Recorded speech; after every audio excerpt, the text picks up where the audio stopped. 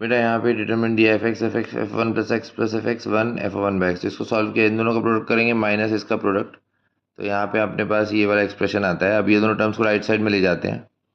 अब यहाँ पे एफ एक्स को हम एक पॉलिनॉमियल एज्यूम कर लेते हैं डिग्री एन का, तो A naught X N plus A one X power N minus one A N तक। तो F of one by X कैसे लिखेंगे, एक्स की जगह वन बाई एक्स रिप्लेस कर दो, तो A naught upon X S to N A one upon X S to N minus one, ऐसे करके N minus one upon X plus A N, और राइट साइड में A F X plus F of one by X है, तो ये वाले term सारे लिख दिए। अब इसमें हम सिमिलर टर्म्स को कंपेयर करते हैं। जैसे अगर मुझे कांस्टेंट टर्म को कंपेयर करना है तो लेफ्ट साइड में कांस्टेंट टर्म ये बनता है A zero square A one square A two square से A N square, right side में टू ए एन आता है। अब coefficient of X to N को कंपेयर किया तो लेफ्ट साइड में A naught into N, right side में ए जीरो, तो यहाँ से कंपेयर किया ए जीरो कैंसिल, एन की वैल्यू वन आ गई।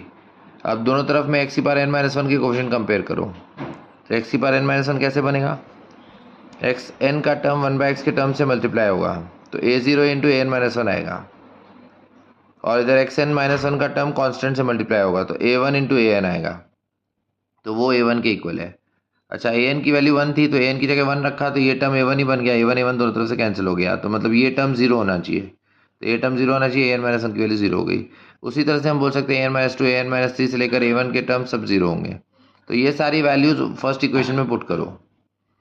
तो ये सब वैल्यूज पुट करी तो ए जीरो स्क्वायर आया, ए एन का वैल्यू वन, वन का स्क्वायर, और इधर टू इंटू वन टू, तो वन इस तरफ जाएगा तो ए जीरो का स्क्वायर वन हो गया, मतलब ए जीरो की वैल्यू प्लस माइनस वन होगी।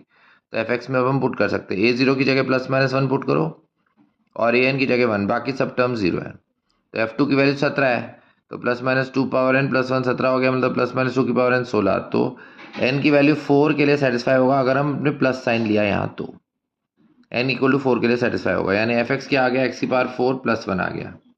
तो अब हम F5 निकाल सकते हैं, एक्स की जगह 5 पुट कर दो, 5 की पावर 4 प्लस वन, मतलब फाइनल आंसर आ जाता है बेटा 626। ओके।